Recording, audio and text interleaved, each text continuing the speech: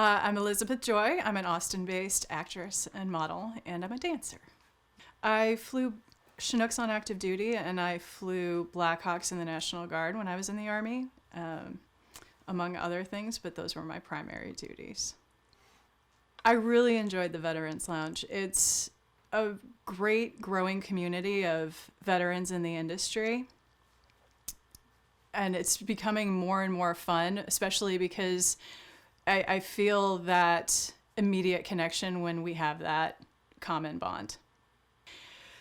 I'm still dealing with some of my own healing from being in the military and from some other events that happened in my life. So I used to compete in a very physical, athletic realm, and I was injured. So it got to the point where if I knew I could move my finger, I would move my finger. And I started dancing, and when I put the weights away, I used to run marathons, and now I can't run more than a mile. But that's okay. I have a dance studio. I have a bar.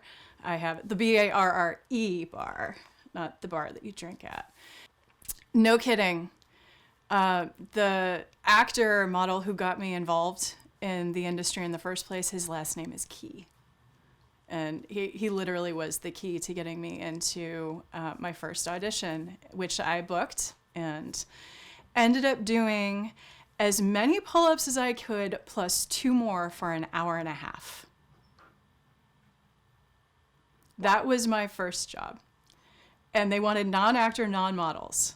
And now I know why. How many pull-ups can you do? Now, I don't, maybe 5 or 6. How many could you do? A lot. Like 20? A lot. It was a lot. But when I figured out that they were looking for the face, and I'd hit, because they wanted you to hit muscle failure plus 2 more, and then do it again. And then do it again. And then do it again for an hour and a half. And I couldn't move my arms for 3 days after that. But I remember my friend who was the makeup artist at set, which was amazing because we were neighbors and this was my first job, and here he is doing my hair and makeup, is spraying me down with glycerin and fake sweat. And, you know, after a while, there were 2 members of the crew that had to put their knees out so I could stand on them and still try to pull. Oh, and by the way, it was this way. It was this way, not this way. And it was some rickety old system in a high school gym that had the most awkward hand position. It wasn't wide, it wasn't narrow. It was this like really, really awkward hand position where I could just feel my muscles just burning the entire time. I was like, this is so awkwardly not, you know, it's squishy handlebars and everything.